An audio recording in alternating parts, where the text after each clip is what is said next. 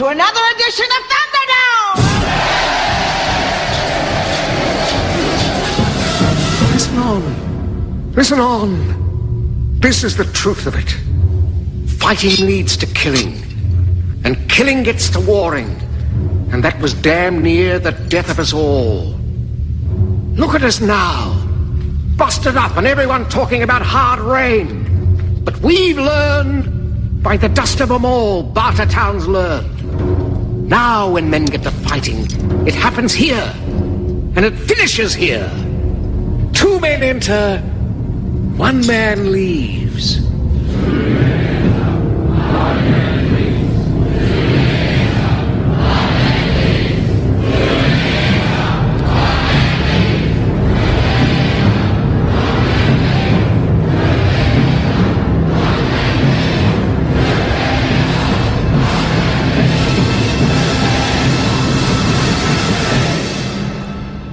And right now, I've got 2 men. 2 men with a gut full of fear.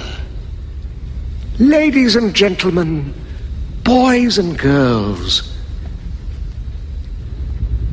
dying times here. Excuse me, sir, is this the Delta House? Sure. Come on in. The following program is intended for mature audiences. Due to some violent content, parental discretion is advised.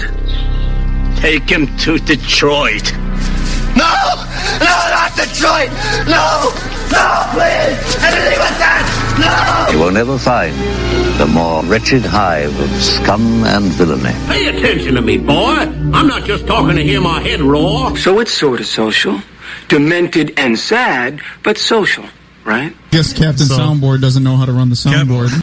Save the technical mumbo-jumbo. I just want to know if it'll work. You see, we're on a mission from God. It's yet another in a long series of diversions in an attempt to avoid responsibility. So, what would you little maniacs like to do first? The question isn't what are we going to do, the question is what aren't we going to do. Ludicrous speed! Go! And we are live. Russell Industrial Center here, Midtown Detroit, Michigan. The IT in the D show. Longest intro ever. Raw Radio X Studios. But it's the best. Presented by DetroitNet.org. I must agree, we were dying laughing at that intro. Crying over here. I had no idea Thunderdome was that long, but boy, was it worth it. All right, there we go. So here we are, episode 7, Thunderdome. 2 minutes, a 1 man leave. It's dying time. So yeah, we've actually got a full studio tonight, so I think we're in good shape. And there goes the first one. Bob, you want to do your usual round of intros? No, this is Bob the sales guy. We're here with Jeff the voice of reason, Dave Hello. the geek. We got 2 great guest stars today. One is a repeat offender. We got Stephanie here from Secure-24, recruiter, rock star extraordinaire. Oh, how wonderful! That's so nice. Thank you. Even though we haven't seen her in a year, but she has a good reason. So yeah. And we got Billy here from Social Coop Media. Thank you. You know what? I swear to God, the whole need time you were here last time, I'm like, Social Coop. That doesn't make sense at all. And then I went and looked at it. I'm like, that jackhole. It's co-op. Yes. Really? You had to look that up? Do we need cue cards for you? I pulled it up on Facebook and I'm like, well, sort of like the wonderful people at KTVU or whatever it was with the Asiana airline disaster. Yeah. That let's just go. We got the teleprompter going. Was that not photoshopped? Right. Come on. No. That was the video. The video. They read the names live. Yeah, the video's live on our IT in the D. If you go to Facebook.com/IT in the D. Somebody got punked. Well, no, but here's the best part of that story. Do you guys know what we're talking about, by the way? It's something wrong. Yeah, there's something wrong and we too low. Yeah, right. Yeah, were the names of the pilots of the Asia. Yeah. And they're blank. Totally got punked. Well, and their story, and they're sticking to it, is that they called somebody at the FAA and actually had those names verified. Oh, come on. Before they went on the air with them. Verified with an intern, though. Yeah, exactly. Yeah, so they had an intern verifying with an intern. That is your one time when you're 22 that you get to, make world news, right? No, but I'm shocked. That was the thing Mark and I were talking Saturday night when we were going out. We're like, that's so funny, but the fact that they came out with that and then tried to publish it and it hit the air that quick is one of the funniest things. I mean, granted, it's, like the Baba Bowie skits on Howard Stern, right, where he would try to get on the news. But well, I mean, yeah, to have it, it's a tragedy that there was an airline disaster, but you got to give people props for thinking. Oh my God, that was funny. Yeah, and now they just have to own it. They can't Well, just walk away from that. So let's take a huge step back. If this is the first time on the show, if you guys haven't listened to us yet, this is the IT and the D show, basically talking about anything and everything in the technology world in Metro Detroit, from recruiting, job seeking, networking, do's and don'ts of social media. If you want to read more about us, we got a pretty storied history over at DetroitNet.org. Huge blog series called "Don't Be That Guy" and a few other ones for tips and tricks. But yeah, this episode is number 7. We ran out of Star Wars ideas, so the first thing we thought of was Thunderdome. Basically because we've been talking about doing after the Q and QA software debacle show, we wanted to kind of get. Well, no, it wasn't that bad. Well, no, but it was bad. it was bad. You and I have always had sort of the United States, Soviet Union, 1980s mutually assured destruction pact going on, where I've always wanted to publish the "Don't Be That Guy, Clueless Sales Guy." You've always wanted to publish "Don't Be That Guy, Arrogant Geek Guy." And they're both written. And it's one of those things where if we publish one, the other one goes live. All right, So are you going to go? No, it's war games. I got the hand. Dave, you pissed me off. I got the hand on the red button. Don't you dare make me. It's like, well, if you do, I'm doing it. And I'm like, all right, fine. Put me back into submission. But we've been, Dave and I have known each other for 13, 14 years. Jesus, yeah, and too long. We've been arguing about, idiot sales guy and arrogant IT guy since we've known each other. It's probably been the basis of our friendship. Pretty much. And it's on the way. So I'd say before we do dive in, though, a couple of things we should cover before we get rolling. Right, that's what I was just going to do. Right. Go ahead. So number 1, we do have our event this week. Oh, yeah, cheap plug. Yeah, let's remember to do that first off. Thursday night, Blackfin, back room. 5 o'clock. 5:01 start time, just like always. It looks like we've actually got a good, solid crowd of people coming out. And for those of you paying attention to our Facebook page, I actually have asked Maria over the Blackfin if we can get Sharknado, which will be on Sci-Fi Channel that night, put on the big screen at the Blackfin and see if we can make that happen. They're actually replaying that at 7 o'clock. So, hopefully they can play it live for us. That'd be awesome. I may have to wipe the geek off, I think, after I leave here. Really, Sharknado. Great. Yes, Sharknado. Okay, good. You did watch it, did you not? I have not. No. It's on my list. I do have the DVR set myself. If you think I'm not going to isolate, I might have to wipe the geek off after I walk out of here and use that in a future intro. You're all out of your minds, just so we're clear. You have rewritten our alma mater. Yep. Let's keep those one-liners coming. That's That'd right. be great. Sorry. That's right. Everything. Yeah, this is your permanent record, just so we're clear. These are killing me. And we do. We have our Twitter account, which is out there at IT and the D if you want to chime in. And again, our Facebook page is facebook.com/IT and the D. You can find us there. Hit us up on that. Call in. And then Yeah, we've if you got our want to call dial-in in, number. yeah, the dial-in number is 313-462-0107. Is there a hashtag? There might be a hashtag. After you call the number, then you hit hashtag, and then it works. Oh, right. Yeah, right. Pound hash. That's just for Haas. Well, and pound @ whatever. But no, that's actually a good point. Talking about hashtags because we are on Thursday night's event. If you go out to our Detroit Net site, we have a Twitter wall, please, on Thursday's event. Please. No, because the wall's going to be showing Sharknado. Oh, yeah. Right, never mind. So, where were you 2 minutes ago? I don't know. This is what happens when you don't drink. Yeah, for those of you keeping score at home, Bob's very proud of the fact that he hasn't drank in 2 weeks. 2 weeks. One, we're all extremely skeptical about. No, I don't believe it. Legit. Quite honestly, legit. I actually don't believe it. I would not lie about that. Too It's legit to quit. Right. Thank you, Hammer, down at the end of the Hammer. And please, Hammer, don't hurt him. Please, Hammer, don't hurt him. To quit? Is that? Well, and do I get to make the "you brought the pumps and a bump with you" or no? We're going to say no on that. Okay, good. It was one thing when she was listening at home, but when she's here in the studio audience, yeah, whole different ballgame. But no, so Thursday night's event, we are doing something special with Operation Kid Equip. For those of you that haven't paid attention to the site and some of the other stuff we have going on, their warehouse flooded. Yeah, the good folks at Operation Kid Equip went over to their warehouse. And apparently it's not as waterproof as one might think a warehouse should be.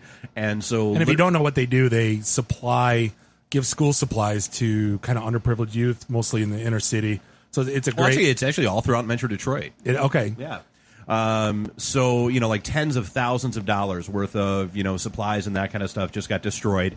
And so what we're asking people to do is just, everything, which I'll be honest with you, on some level, it kind of freaks me out and pisses me off on behalf of the kids, that everything for all the back to school sales are already on. Oh, yeah. I'm like, Steph and I just bought everything this past weekend. Yeah, it's ridiculous. Let them have a summer. How did that? But anyway, No. They shouldn't have those anyway. That's an old farming law. Get rid of it. School all year. Oh yeah, anyway. Now that we're old and out of school can go year round. Absolutely. What's good for them? Yeah, do as I say, not as I do. It's parenting 101. But no, so what we are asking is, if people can bring by supplies, that kind of thing. Cash. There's checks made payable to Bob. No. I'm giving cash. I don't know what they need. Yeah. How many pencils? You would know it if you ever read our website. You would know what they need. I know what because they need. There's a I've list read on it. the site. Yeah, I do go. He knows we have a website. We do. Yeah, that was under debate the other day in the LinkedIn group. But no, so there is a list out on the site. It's actually the top post on the site right now. The Help Us Help Kids on Thursday night. Or you can just go to operationkidequip.org. And there is even though there's an official hashtag associated with it, we're still doing it anyway because it's a good cause. And not only that, there'll be, I guess, a lot of good opportunities to network. There'll be, I'd say there's probably going to be a good 12 to 15 recruiters there. Oh, easily. Tons of open positions in Metro Detroit. So if you're definitely looking for employment or better employment, it's a good place to be. No cost, no sponsors, no guy sitting on a stool preaching about because he just gave it money to sponsor. So it'll just be Bob sitting on a stool preaching about the fact that he hasn't drank in 16 days at that point. He's not been preaching. He's actually been pretty good. They said, what's the hardest part? My dad asked me, what's the hardest part? You're not drinking for 2 weeks. And I said, it's got nothing the to shakes. No, it's the DGs, I right. feel fine. I go, it's my buddies that just are relentless. And I go, I can't say anything on the air that you guys have to call me. But we want to set up ever. We want to keep our iTunes clean tag here, Bob. So. Yeah, I'm questioning. I might have to move to Delaware, where it's you can marry the same sex legally. That's what you kind of got me into that. Where did that come what? from? Wait, what? Delaware? Random. Where is it legal to?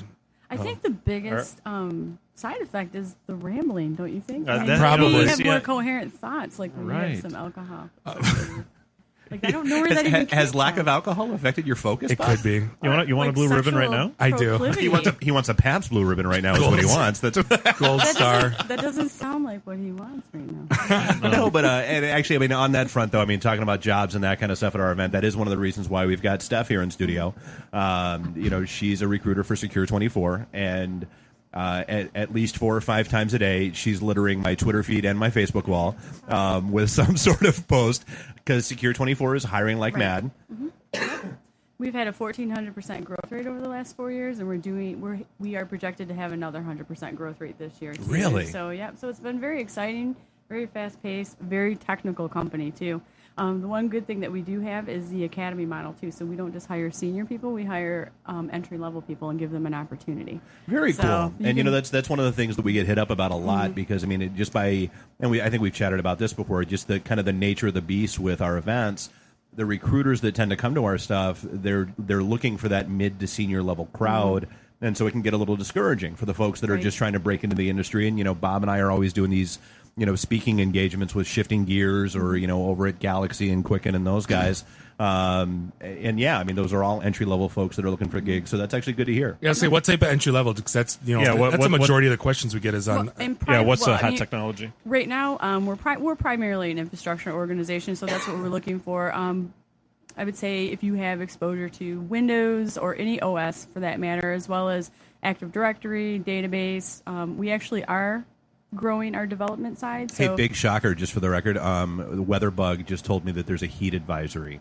Oh, really? No. Okay. Were they in this room when they posted that advisory? I think they're hanging out at 3rd Street. Yeah, exactly. So, Stephanie, let me ask you, a lot of the grants that are going on and all the training things, they're coming out with an A+, Network Plus, Security Plus. Does that get you in the door? Or it does get you in the door. And actually, with our academy model, while it's an entry-level salary, and just to kind of throw it out there, it's about $26,000 to $30,000. If you do have those certifications, you can up your salary, too. So once you get those, or if you achieve those, if you're going through those programs as well. Is that a big jump? couple $1,000s. So I mean, it can make Yeah, a it difference certainly depending. helps. I mean, it's I guess pretty relative to where you're at, but I mean, Right. it's very much encouraged. And I've been there for over almost 6 years now, which I Wow. can't believe. But Time flies by. I know it does. I'm getting older. There are Seasoned. We prefer to I think of like- it as seasoned. Yeah, what do they? Patina. That's what I have. Patina. But, Whereas we're just tarnished. Yeah, right. Right. You're So- stained. But there's Yeah. people that I hired 5 years ago that are running teams and they're full-fledged engineers. So That's it's- always really I mean, cool to see. it's not just smoke and mirrors. It's not just something to get you in the door. They really do believe in that. That comes from our owners or our founders now that we're partnered with a private Actually, the best thing equity is I knew those guys when they were just like three Right. of them. Yep. Just starting off, 98, 97. Yeah. And they used to hang out at our data center and they were just starting up and we still couldn't figure out what they do. And then all of a sudden you see them a couple years later and they have this big office, company's Yeah. very successful. And you still can't figure out what they do? Still can't figure out what they do. Nice. Okay, that's good. Hey, and I totally want to dive into that, but I want to drag Billy into this because I mean we did mention the whole wake up, Billy. Yeah, exactly. Yeah, back to you. No, I want to talk about just from a social media perspective, dude. What the hell happened with Sharknado? I literally I didn't watch it. I know about it mostly because of all the stories about it. How. From your perspective, you're like the social media wizard. You can't. Well, notice I didn't say guru. Notice Or I didn't say ninja. expert. Right, Yeah, ninja. Yeah, ninja, right. Yeah, and ninjas are just Chinese thieves. Snake Let's oil just be clear. salesman. No, so I mean, you can't plan for stuff like that to happen. So, if you're a company and you just kind of find yourself caught in the whirlwind, what do you do? You ride the wave. Right? So, something like that, when all of a sudden you're caught with, holy cow, we made something and people like it. And it was really just sort of the perfect storm. I think right? Ian Ziering was more shocked than all of us. Perfect The storm. what? The I think- Sharknado I was a think- perfect storm. exactly. Nice. Yeah, Hollywood jumped the shark. No, I think I'm glad Ian you caught up Ziering on was that. more. I think Ian Ziering was more shocked that something he did was successful. I think than everyone else. Right. Well, it's so bizarre. I didn't even know that movie was in production until I started seeing, Twitter hashtag, Sharknado for, a day on end. It was That's ridiculous. exactly how I discovered it as well. Yeah. Is that all of a sudden my feed was full of people talking about Sharknado. Right. So, of course, now I want to watch it. Must go Right? see, yeah. Exactly. So, I mean, it's just, and that's really the strategy behind what sci-fi does, is they're purposely making B movies. And yet they won't listen to anybody about Battlestar Galactica. They Right. won't listen to anybody about Firefly. They want to. Well, didn't they just announce I'm they're sorry, making- my inner Sheldon Cooper's coming out. No, they just announced they're making Sharknado. I think up to 16 now. The Sharkening, Yeah, Sharknado 2, the Sharkening. No, Steph, not really. It's never. But it's like there can still only be one if you go with the Shark. Right, yeah. It's like, No? the, I mean, like was- the Highlander. But was that? From an advertising point of view, right? I mean, all those companies that were advertising during that broadcast, they're cashing in because all these people are watching it. Supposedly, I mean, I don't know. I mean, it kind of shed some light on the whole hashtag phenomenon. I mean, yeah, we were joking about that. We didn't even know it was in production until we saw it on our Twitter streams. Yep. But were people actually watching it? I caught maybe 40 minutes of it. I'm like, what the hell is this? Yeah, and that was actually interesting. If the articles that came out shortly after, because everyone, when there's a phenomenon like that, everyone has to write. Must what your analyze, business- must chime in, must latch on. Right. Yeah. The 10 things that you can learn about your business from Sharknado. From Sharknado. Yeah, exactly. Which I want to see that in a Fortune. No, buy the hardcover book 10 coming out on boardroom. Amazon. Yeah. Yeah, but they had no idea. This was unexpected for them, but credit their, for them taking advantage of it. They're already talking about how are we going to be able to capitalize on this? Is there going to be a Sharknado 2? And then the fact that they're airing it, it wasn't even scheduled to be aired again. Yeah, ever again. And then social media, and that's got to be. That had to be an awesome night. It's got to be fairly boring to be the social media person for a network like that when nothing goes on. But then when something like that erupts, you've got to have I'm the smartest man alive You're sending moment. text messages at 2:00 in the morning. Right. Bonus. Yeah, exactly. Hey boss, did you see? Hey boss, did you see? Yeah, but it really didn't turn into, while it was a great viewing for sci-fi, it still didn't translate into a large number of viewership. But that's just out of the initial viewing. So Right. it'll be interesting to see what happens in the next week or two. Well, now it's going to become Right. like Spaceballs, where you're going to have Sharknado the T-shirt, Sharknado the stuffed animal. They're going to merchandise the living bejesus out of it. So you start seeing the long I'm tail. sure some hipster in a store down here somewhere already has Sharknado T-shirts. That's inevitable. Why didn't we do that? I mean, we should have did that yesterday. Sharknado? Yeah. You know why? Because Bob's not drinking anymore, and all those ideas come when Bob's drinking. That's how that works. Keep saying it. We're doing this wrong. Fine. Watch this happen. Oh wait. Well, no, I mean, and is it? It almost sounds like, and Jeff, to your point, I mean, that's all they do is they just crank out B movies now. Those are not B movies. Oh yes, it is. Those are so below B movies. Okay, so they're C- movies. But is it one of those things where you throw 100 things out there and see if one sticks, and hope that one sticks. Yeah, and that's all that you need when you're a small network like that, right? So I give them a C++ for it. Nice segue. Nice segue. Yeah. into what we have no idea. Had you been here, they just looked at me like, what? Yeah, that was the same look you gave me. No, Exactly. I got the joke, but it was went over like a lead balloon. Yeah, I know. Again, just like my last reference, it always goes over better in my head. Right. So that's we talked about that the last time you were on the air, right? Is like, oh my god, I trended globally and I'm awesome. Yeah, and then what do you do now? You know what I mean? Hashtags don't cure AIDS. That's the thing. Everyone's short attention span, right? This thing's already gonna live and die after the second airing. I mean, is there anything humanly possible they can do to maintain any sort of longevity, momentum? Yeah, absolutely. No, I wouldn't say so. You take advantage of it while it's there, and then you go make another crappy movie. Yeah, or another. So you try to repeat. Yeah. You try to repeat. Yeah, the you success. just try to repeat it, and that's exactly what they're doing. Squirrel-a-cane. Yeah, How long have you been holding that in your head? I don't know. Run into this though, please. Run into this.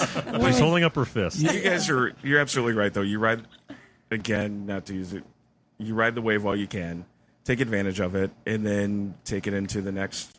But you can't force that. That's the kind of the beauty of that thing is they didn't push it, they didn't force it. It just kind of happened, and that's kind of the cool part of it. That's the best way to do it. Absolutely. Yeah, Right? it was like an urban cult legend within minutes. Yep. It's when you try to control, right? How do I make it go viral? And when you try to control that and control every aspect of it, it's gonna go over like my joke did. Right. Well, I mean, and that's the thing. I mean, and that's. Organic is always better than forced. Always. I mean, it's the only way that things truly take off. But isn't it just like throwing darts? Like you have no idea. Like if you could bottle it up and if you knew, I mean, you'd be a gazillionaire. Well, and that's why there are no social media experts, whatever. They don't exist. Well, yeah, I mean, because it's like a wish, a hope, you just kind of jump off, a leap of faith kind of thing. It's like, how long did it take us to figure out, what, people don't come to our Facebook page to read the blogs and get links to stuff. No, they come to see silly pictures and, cats and jokes, little exactly. memes, and we move memes on. and everything. Yeah. And I give sci-fi all the credit in the world because I mean, this Thursday could go one of two ways for them. It could be, they rush to get it back on the air and it's awesome and it catapults it even higher because, it becomes the, next Night of the Living Dead or it becomes, the next Attack of the Killer Tomatoes or something like that. Well, the problem is they're going to start making part 2 now, part 3. Well, that's where they make the mistakes. I mean, that's where, to Billy's point, then it becomes forced. Then they're trying to control it. Then they're going to try to steer it in a particular direction. Then it becomes somebody's agenda. Blues Brothers 2000, Which Dan Aykroyd someone should still to this day walk up behind him and just shoot him in the back of the head for ever agreeing to do that film just on principle. I don't care how big of a bag of money they threw at him. I was going to say, everyone has a price. Yeah, still. Well, no, but I mean, it's like Deal or No Deal or, Who Wants to Be a Millionaire, all that kind of stuff. It was on once a week. And it was doing really, really well, and it was a phenomenon. And so let's put it on 5 nights a week, and it'll be 5 times better. No, you killed it. Yeah, you would think they would learn their lesson by now, but that's the MO of Hollywood, right? They just remake, reboot. I mean, how many years was it between? Was it Spider-Man? Yet another Spider-Man. Yeah. Well, what's that new Jeff? Is it Jeff Bridges and Ryan Reynolds or whatever? It's like some soul movie. It's like Ghostbusters and Men in Black had a baby. And it's the R.I.P. Yeah. PD. What an awful premise. The guy came into the studio and said, let's do Men in Black and let's do like Ghostbusters and let's like make a movie. And someone said, yeah, here's $100 million. I mean, I think how stupid things are these days. That's what we're doing wrong. But that's Hollywood. Exactly. Think of a storm and an animal and let's make a movie. In one hand, I've got this. Nice. All right, so take a break. Yeah, it looks like we're coming up to the break. We're going to take 5. IT and the D, Raw Radio X. You might be overdoing it, Dad. Russ, when was the last time I overdid anything?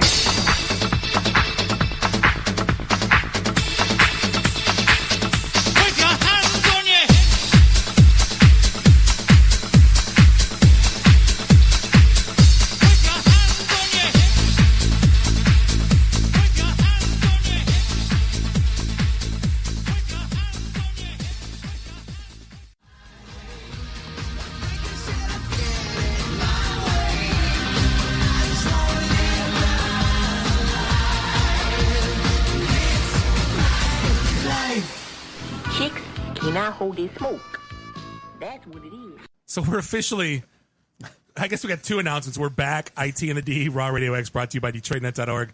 And we are, after that last song, the DJ of the show is officially, Which is Bob. is officially fired. That was the worst. Honestly, the worst song This I've was ever supposed to heard in be my life. Thunderdome. I was all about picking music. Just Is this like Who the does a dance No, it's remix like the- of It's My Life? That's like the dog People whistle. trying to piss off Bob. No, Yeah, it's the Thunderdome dog whistle. It's like Master Blaster gets angry and you blow the dog whistle. So what does Dave do? He plays "It's My Life" the version. Good God! Before that, it was what, Time Warp? My From blood the, pressure's from the up. 70s. I'm not even drinking. My blood pressure's up 10 points from listening to those 2 songs.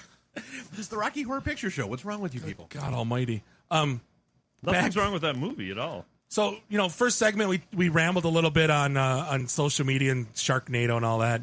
Trying to get back on point now, kind of the, the Thunderdome, the sales versus the geeks, right? That's kind of the topic. So maybe we'll spend the next half hour kind of getting into the relevancy of the coexistence of the... Well, and it's nice. We're going to coalesce the essence of the vapors. Exactly. That's where I was going. Was there a niner in there? Yeah. No, but I mean, and that's one of the things where I think you and I have kind of come to grips at the point in both our careers where it's sort of a symbiotic and parasitic relationship where both sides are equal. And you kind of need each other to feed off each other and survive. That's right. You need the people skills. Well, no, but I mean, we've all encountered the Jesus Christ, you promised the client we could do what with our software? Sales guy. Well, the problem is, I think there's a huge... So here's where you have the sales guys that bring the entire industry a bad name, right? Or bring everyone that holds that title an awful name. Whereas if you're a network engineer, you can kind of mess your way through it, calling Cisco support and not looking like a complete idiot because you can lock yourself in a data center and no one knows that you're dumber for it. Whereas a sales guy, you're out there in the open, and there's, if you have a bad sales guy out of 10, you'll bring a bad name on everyone around you. There's a flip side that to though. I mean, like sales guys, they can woo you into believing that they know what they're talking about. That's the most dangerous kind. Right. Yeah. So I mean, dazzle you with BS. what I'm saying is they can. I mean, you can hide. You can hide in a data center, but you can hide behind like a sales call too. Like with fancy words or whatever. For somebody that doesn't know. If you don't have a geek to back you up. Right. Absolutely. Well, and that's and that's kind of where Bob and I have talked over the years, where Bob has gone to the point where he's got a sales engineer. When he goes on calls and that kind of stuff, because Bob knows that it's bad to just say, yeah, our software can do that when somebody starts rattling off acronyms at him, and that's when he turns and goes, geek. What happens? Well, I think that's rule number 1. Pay no attention to the man behind the curtain. Right. I mean, remember the stories that I always told when I wanted to be a business development executive or a global account manager instead of just saying I was a sales guy. When I finally came to grips and just became humble with what I was and was comfortable in kind of my own skin professionally, that's when I became a better sales guy, because I wasn't trying to be the smartest man alive. I wasn't trying to spin the world on an axis. I was trying basically just trying to build relationships and then use my talents around me. Not afraid to say I don't know. Absolutely. And a lot of times, a lot of people can't. A lot of times they think they're the smartest people ever. I say I don't know daily. And I'm perfectly okay with that. I mean, and that's, one of my, and this is kind of where I've come to in my career. I'm at the point now where I desperately try to make myself obsolete. Like I was just having this conversation this morning on Facebook because of all the fun and excitement that I've been going through for the last couple of days. My new career goal is to not be the person that must be around, available, and accessible when things go completely sideways. So this is classic because here you have a guy that's been a DJ in the room since age 19, and you won't hand me the keys to play the music, and you play the most worst music. Dude, what keys? How many times do I have to tell you? You're a stupid sales guy. You don't know how to use Dropbox. Well, yeah, we might have made that assumption. Kids, do we need to separate you? It's just Thunderdome. 2 minutes or one man leave. Who run Bartertown? Yeah, where's that mute button again? Well, no, but and this is why we thought this was a good topic to have you guys in for as well, because Billy, you kind of play both sides of the fence with your clients. You are the sales guy and the geek in some cases for some of this stuff, and Steph, you're sort of the first point of contact that a lot of geeks have when it comes to, okay, why do I want to go to work for Secure-24? So I mean, in essence, you're kind of doing a little bit of sales too. For sure. Yeah. So, I mean, Billy, I mean, how do you, it's really, and this is one of the things that it was hard for me to learn over the years, is that, A, it's okay to say I don't know, and B, it's okay to say no, that's not what you want. Like, I understand that's what you think you want, but no, that's not what you want to a client. Yeah, that took me a long time to learn, to say no. Initially, starting out, whatever the client wanted, let me look into it. Let me see if I can do it. But, sounds very familiar. Yeah. Yep. So, I mean, we've all been there, but, you end up putting more work on yourself, more stress on yourself, more stress on your team. So, in our job, really, as sales guys, as tech guys, is to be the expert, right? So, our job is to let them know this is not necessarily what you want, but we also have to sell them on what they need. True. Right. Well, and that's the biggest they may balance. not realize what they need. They're asking you for one thing, and what you understand is something completely different than what they need. Right. So, why I'm successful, why I'm good. I always say because I'm honest and available. Right. They want a sales guy. If you call, you're going to give me what I need. Within the day, within the business day. But also, when you bring in solutions to the table, for me, it's trial, error, feedback. Right. I've been dealing with customers for 10 years. Here's what my last 6 customers did. Here's what this school's district's doing. Here's what this university's doing, right? So I'm kind of building reference cases around my sales. So I'm not trying to say, here's what I get bonus for this month if I sell 2 extra. Here's what, here's a reference account. Let's, why don't you guys talk, and then let's put something together that's kind of meets your needs and what they're using that they already trial and errored and broke and Exactly. And you're not benefiting your client by saying yes all the time. No, but I think you said the key word, though, with the availability, though. People being able to reach you is probably one of the most important things, too, because if you're not available, they don't get answers, even if it is a no. So. Well, I mean, even as a recruiter, I mean, your job, you're not a 9-to-5 job, right, I'm sure. Sure. I mean, it's, you're answering emails. I just booked a meeting, 9:30, and I just booked a meeting for Wednesday for Grand Rapids. So, I mean, it never ends. Yeah, I mean, it's one of those things where you have to be available, and that's one of the conversations I've had with folks around the office is, to some degree, no, you don't have me here because of what I do from 9 to 5. You have me here because of what I do at 2 a.m. when you call me. Yeah. And that's, it's funny because I've never I've been a sales guy. I was talking to Billy. He said, when did you start selling? I said, I was selling clothes at the mall when I was 17. I sold beer and DJs. DJs. It was great. Z Cavaricci's for everyone. 2 for $50 IOUs. Anyway, Hold on I while I digress. peg my jeans. Yeah, right. I did too. Stonewash. Exactly. Where's my tip belt and my cardigans with leather patches? And I had Vanilla Ice hair with sun in, and it was like orange. It was phenomenal. A mustache, the whole 9.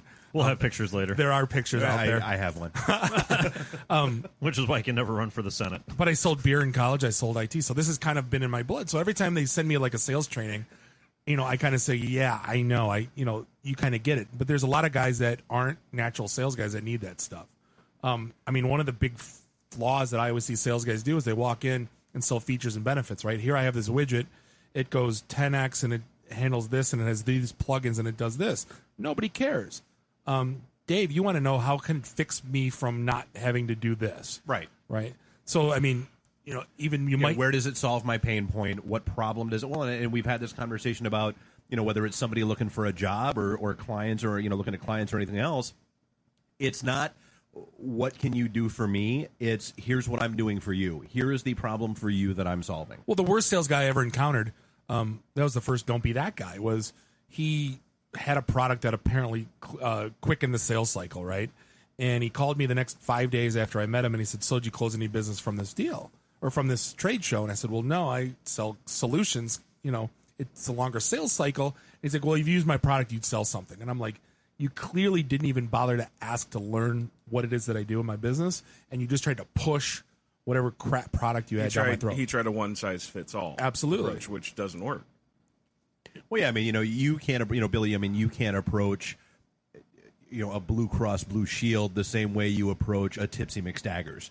Those two just, and I am going to keep bringing up Tipsy because I love that bar. Just great little name, great everything. Thank you. Yeah, well, you absolutely can't do that. You want to take a look at, and we talked about this the last time I was here. The solution is different depending on what your target audience is. And now, how do you, just for Tipsies, for example, are you doing it cost per new client? Are you doing it for exposure? I mean, what's the metrics for? Just let us go ahead and read the contract that you've got with that. No. I'm just curious as how you equate your value to them in terms of, like, how did you pitch them in terms of getting them as a client? You say, hey, if I do what I do, you're going to get exponentially these. What's the ROI? Yeah, absolutely. How'd you sell it? Yeah. Wow. There's a lot of questions. You threw a lot at me. What was the middle part again? Is that what it was? Can you repeat the part where you said about the things? It's like that scene in Back to School. Yeah, question A, subsection 4, paragraph 2. The answer is That's what 9. I call marine biology. Sorry. Nice. No, what I sold them on was the fact that none of their competition in the area was using social media. So it gave them an opportunity to highlight their food, the events that they have going on. And, they've built a nice little following from that. Well, and it is. I mean, it's a great little spot that I didn't know about until I started catching some of the posts that you were throwing out there. Well, one of the things that blew my mind when we had Falling Down Beer Company in here is before they even opened the doors, they had 4,000 followers on Facebook. Yeah. That's a great starting point when you're running, when you're launching a new business. Right. They took the time to set up and get people sort of salivating, getting ready for their food. I mean, if we could have him come back with those potato skins, something. The Reuben egg rolls? Yeah. We absolutely need to bring them back with the Reuben egg rolls. Oh, did you not hear about the Reuben egg rolls? Did not hear about the Reuben egg rolls. If you came to more of our events, you would know. No, so there's this great little place, Falling Down Beer Company. We had our February event there. 10 in DeQuinder. And 10 in DeQuinder. And one of the things that is outstanding there is they have Reuben egg rolls. And it's a Reuben inside of an egg roll. And it's outstanding. It's worth the trip in and of itself. I'm in a Biggest Loser contest right now, and what are you guys doing? Feeding me paps and talking about Reuben egg rolls. They're delicious. Yeah, PBR and deep. Are you actually food. seeing a problem with any of this? I'm not understanding what the concern is. I will be losing my money, I think. No, I'm sorry, because we've built ourselves a reputation as the helpful, caring, nurturing, and supportive that's right. group Yeah, that we right. always are. Yeah. No, so I mean, but it's true. I mean, I didn't know about Tipsies, and until I started seeing some of the stuff come across that you did, and that rolled into us doing an event there and us planning on coming back. That's and a few my other things that ROI we've right done. there. Yeah, exactly. I mean, it really is, and that's why we do it. Yep, and and I've we brought a party bus over there, and we've done a couple of things over there, and it's a great little place. That I mean, that's their hat tip to you that I didn't know about them until you came along. Yeah, no, I didn't make any promises to them about the number of likes that they were going to get or the number of visitors that they would get from us doing social media. And I lost a client about a year and a half ago because they wanted me to guarantee that they would get 10,000 likes, and I just couldn't do that. You can't do that. I said I can buy you the 10,000 likes. Yeah, exactly. But that's not going to get you anything.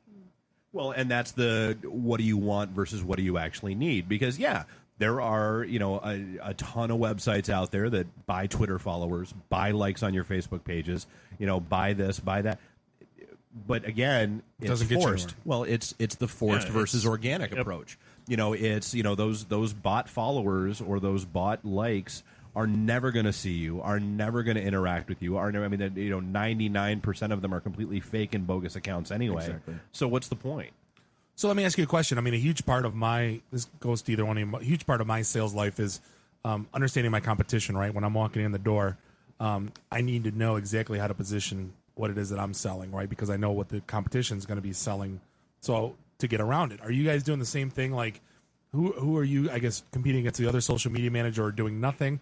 And then Stephanie, I mean, obviously you're trying to sway people to work for Secure-24 and not that company. So, I mean, are you taking that approach as well, or what's the pitch? Oh, for sure. I mean, like on our piece, I mean, there's a ton of reconnoitering or like conversations that go on with who else are you talking to? I mean, that's really important to me. What's their offer? Let's go ahead and find out what your offer is so we can at least be competitive. And if it's not competitive, then we'll let you know it's not competitive. So, I mean, we're very transparent about that, but it's just nice to know what's out there, too. So, and it is very competitive out there right now. So, lucky it's IT a really guys, tight market right now. So, yep. Yeah, I spend a lot of time on Twitter and Facebook just looking at what, for example, we're talking about Tipsy McSaggers. So I have a list of local bars, and I'll follow them on that list to see what they post on a regular basis, to see how they handle their social media. And if there's something that's pretty cool, then I'm not afraid to take it and say, all right, we should implement this. Or to say, what does it cost? What does it cost you to do nothing? You know, as a bar owner, you know, obviously you want as much exposure as possible. What does it cost you to do absolutely nothing in the space? I need to use that one. Oh, you can. I'll lend it to you. First one's free. He'll license it to you. That's Right. that's his typical model. Yeah.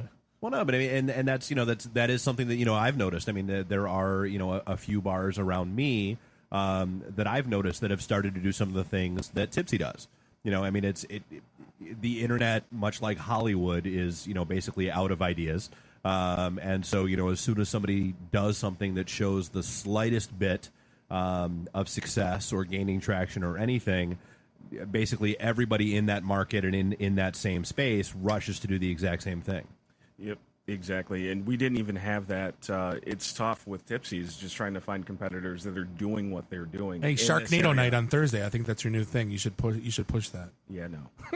every Thursday at Tipsy Absolutely. McStaggers is Sharknado night. Absolutely. Dress as a shark, get in for free. Yeah. So, well, you go to Hard Luck Spirits and get the Swedish fish vodka and throw some Swedish fish in there, and there's your Sharknado martini. Yeah, life's good. You've thought about that, haven't you? I might have made that the other day when I said I was going to invent the Sharknado drink. So now, correct me. So let's take a step back. I mean, in the early incarnations of Detroit, now we always had overzealous sales guy, right? And I think if you look at, I guess, how the group has evolved, we haven't seen that in a long, long time. I mean, do they still exist? No, because we've scared them all off. Yeah, I was going to say we've done a really good job of insulating ourselves, our group, and our members that attend our events from that type of personality. You remember Data Center guy? It just happened this week. So I mean, over the course of the past week, there was some conference, seminar, something about big data that was going on. That a guy like big data. Oh yeah. No, but this guy literally hit our LinkedIn group with something it's a clean about show, it. right? Well, that was the guy that was asking permission to post. Right? Yeah, 3 times a day. Yep. He was posting something in our group, and it got literally after the first day where he did that, I locked him down on requires moderation. And so when he shot something out and said, "Hey, I really want to post this," and I shot him a note back, and I'm like, "Dude, I don't know what you're talking about. You've already got 3, 4, 5, 9 things sitting in our promotions tab, and that's all. That's all the further it's ever going to get. Please go back to group rules where we are not a sales platform for you. We're not a marketing opportunity. That's not who we are. We're not your bullhorn, right?" We're more than happy to help, folks that we know and that we like, but I don't know you and you don't know us. But it's funny, the people that we have booted, that, remember Data Center guy, 100% uptime guy, not in the industry anymore. Nope. Go figure. The guy that, the first Don't Be That Guy, not in the industry anymore. Yeah. Go figure. Well, but I mean, on some level, I mean, evolution takes care of itself. Sorry to our listener in Kansas who we just picked up. I just mentioned evolution. No, but what about the groups that they're all focused on leads? Give me leads. Show up and get leads. It's like, how does that even survive today? Because people don't know any better. I mean, why do people still play the lottery? It's one of those unexplainable things. I play the lottery. There's always. You're the one. Yes. There's a ton of I play it every now and then. I'll put a 20 spot on. The point is, it's hard to explain. You can't. There's always going to be. Well, but again, as a sales guy, it's true. It's people, dude, with LBN and all that kind of stuff, where you and I have wind up walking into over the years. People don't know any better. Seriously, think back. How many seminars have you done? Think back to the faces around the table at that Chinese. Ladies Be Nice. Ladies, no, that's not. No. The local that was directed business to network. you guys. Yeah. Oh, yeah. Sorry for people that play the lottery. Sheesh. No, but think of all the faces that were around that table in the back room of the Chinese restaurant, and think back on A, the palpable desperation in all of their eyes, absolutely, and B, just the complete and utter what would you not do to getting it. That's the thing. Me and you have a relationship, right? Even like Jeff, we have a relationship. What Not in, happens? not in Delaware, just to be clear. Not in no. What is the deal with Delaware? It's legal for a gamer. But what if I met like a cabling guy at one of these events and I said, "Oh, you should call my buddy Dave. He works over at TD, Yeah. and you can do all the cable." guy. So then, Cable guy. so then this guy calls you. Sorry. This guy then calls you 5 days in a row, like wanting to do your like Cat 5, and you're, Which I think has actually only happened once. Your point is no, in like the it span of the damages a 12 or 13 relationship. years. Absolutely. Well, Yeah. and you apologized for it ahead of time. You said, "Hey, I just gave this guy your number to shut him up." I did. Sorry. I did, but the thing You is, transpose the numbers on a 1 and a 2. you work. Oh, it- no, that was today, though. Oh yeah, okay. It takes a long time though to build these relationships, and it's like, you know, for let's Brad Mitchell for example. Like if everyone I meet go, "Oh, you should call Brad. He's a good guy." Yep. And it's like Brad's like, "I don't like you anymore, Yeah, Bob. exactly. Stop. I would like you to Will stop. Lose my talking to number, me. Yeah. please." The one guy that doesn't need business. But Yeah. Bob, you said something that was interesting. I had a mentor who came along with me quite often while I was out selling. And one of the things that he said to me is that he goes, "You don't really know what you're talking about." But people buy it from you because they like you, because you've taken the time to build a relationship with them. Right. I mean, look And at. that's Bob's point, I believe. I spoke a half an hour last week at a Cleveland Indians baseball game on a BYOD strategy, bring your own device. Did you pull the And Enrico Palazzo? Were you SSL out there? VPN and all that? You think I know how to configure, let alone, I know this stuff in theory and I know it mile high. You know it exists. Absolutely. And I told him I'm a sales guy. If you guys want to get deeper, I'll bring my engineer in. So I set it off as I'm a dumb sales guy.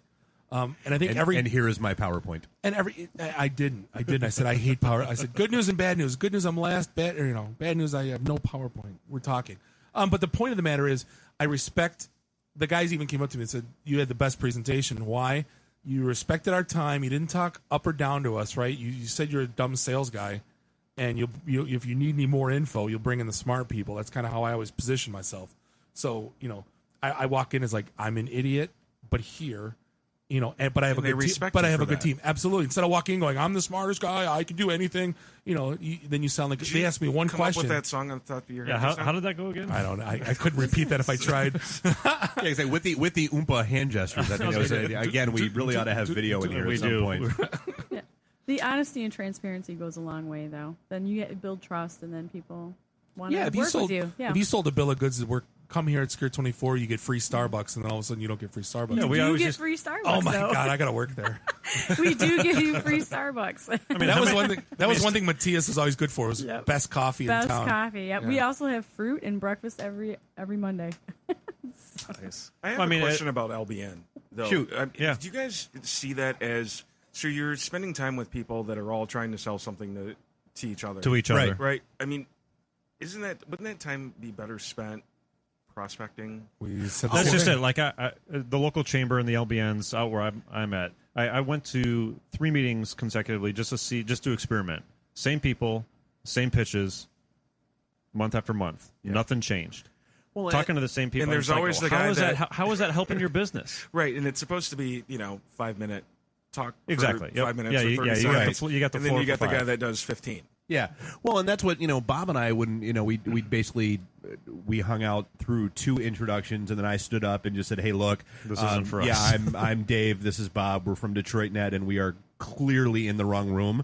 So we're going to be at the brewery across the street, and if you want to come talk to us, feel free. And left.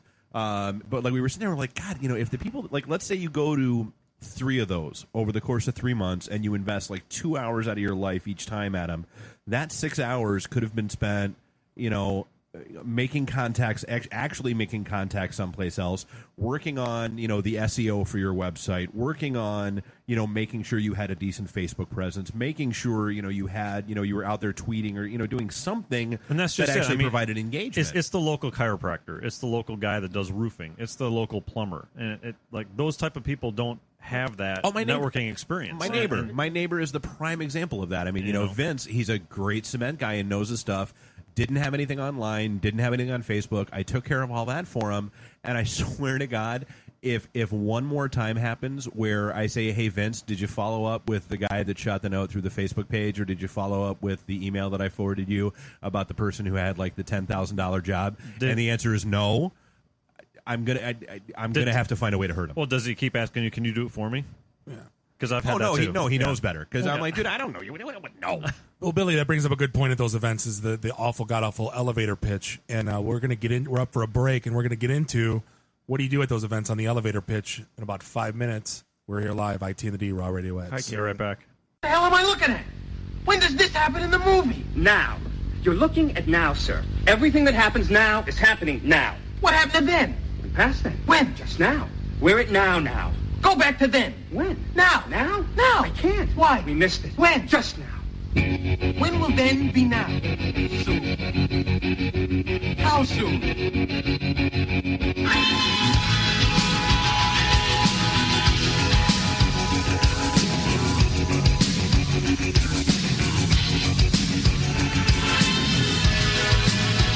I'm the sun and the air of a shyness that is criminally vulgar. I'm sun and air.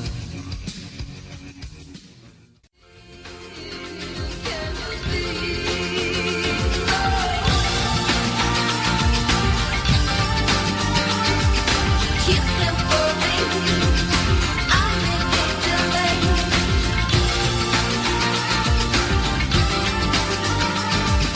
Kiss them for me.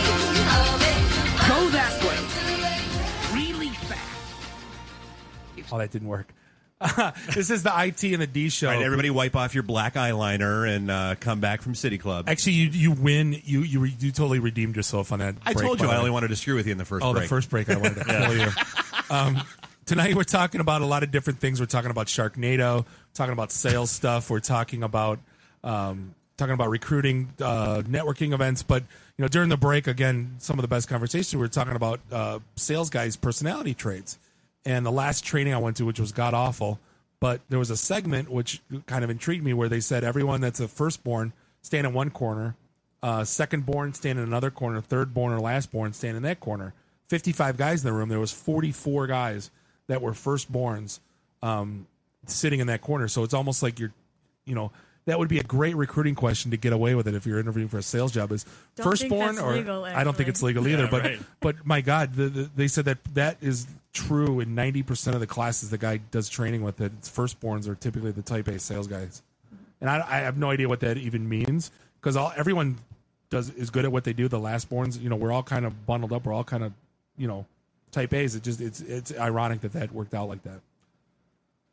Well, and speaking of good at what you do, our good friend Pound Schwa, Is he at it again? Yeah, he just chimed in and he said, the fact that you get called when things go sideways is what you get paid for, and what you want to not be your job anymore.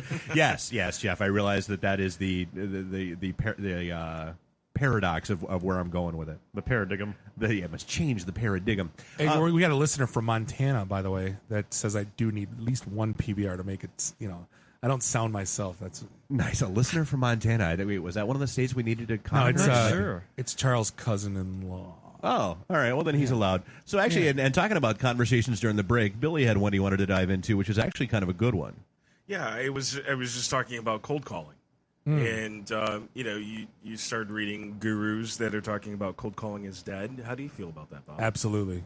Cold calling is dead, or is Oh, not? yeah. There's no way. Okay, but is it really? Or because, and this is what I was telling him. Okay, let's say, what are you selling? Are you me? Or selling enterprise hardware from a named company, right? Because it's not, when you say I'm calling from Bob with HP, it's not really a cold call because there's a chance that they have my stuff in there somewhere. Right, or is it I'm Billy from social crew media? So, but it's still so your let's talk first about contact, though, right? yeah. Let's talk about the definition of a cold call. I mean, a cold call is. I guess I'm not. You I'm know not me a from sales Adam. guy. Right? And you're calling up to make that first contact. It doesn't have to be. So again, think back to let's reminisce on our relationship, Bob. Where it was. I mean, it started off with you cold calling me, trying to get me to move my servers. Yeah. But still, that was the start of what has now become this. No, but I make 10 probably.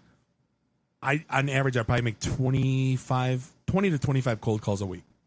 Well, so it's not dead. But you it's hypocritical lion bastard. But I know everything. But I have so I guess the difference is that I'm walking into it knowing everything I need to know. I know the guy. I know his history. because you're the Salesforce wizard. Salesforce, But again, That's not a cold call. Then that's a warm call. And I don't. but he even- doesn't know me. I was gonna say, Well- but there's nothing. I mean, there's always some connection. If you look at your LinkedIn as populated as it is, you Yeah. know somebody that knows him. Mhm. You can always have that segue in. So that's still. But I say, I'm the regional. I'm the regional sales guy with Dell. I'm going to be in Grand And I Rapids know tomorrow. it's directional though. Do you have I mean, a cup of it's- coffee? You have time for a cup of coffee? With It's me? That's cold it. calling from their point of view. From your point of view, you've done all the research. Absolutely. I mean, sure, it's a warm call from your point of view, but he doesn't know you from Adam. But I'm not calling the receptionist going, can I please speak to the IT manager? Right. That's not happening. And if you're doing it That's that way, dead. you're doing it wrong. Absolutely. Yeah, that's you're not going to get So anywhere.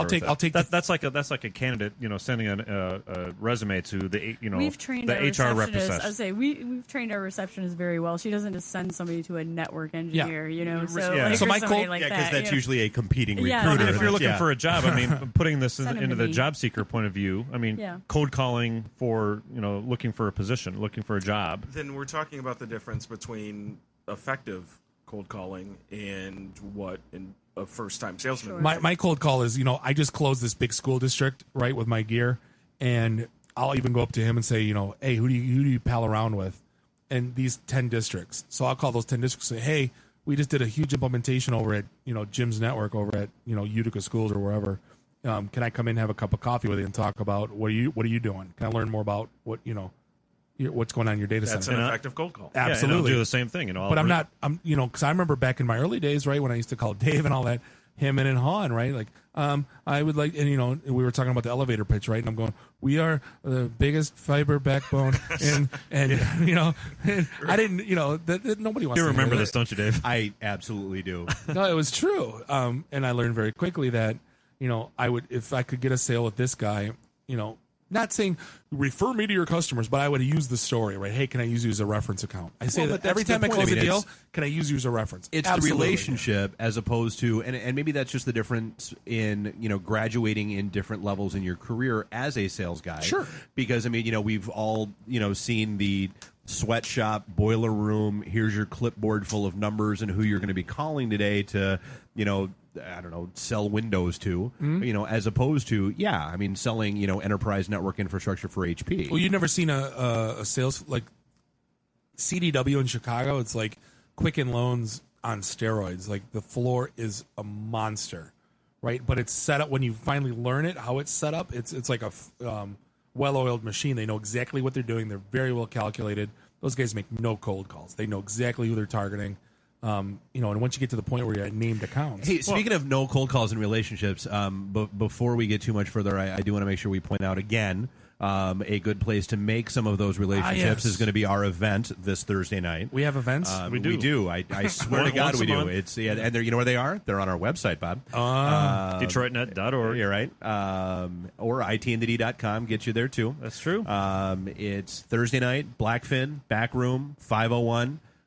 They're looking forward to it. In fact, I know Maria was trying to get the Blackfin to kick in, buying some supplies and that kind of stuff to hand over to Very Operation cool. Kid Equip. But no cost to get in. No, everything. Yeah, everything's if you're free. not No- familiar no- with us, no and- sales pitches, no nothing. Yep, everything's free and life's well. The beer's not free. No. Let's be clear; it's free to get in. But typically there's Bob may not be drinking, but he's not going to be buying you a beer either. No.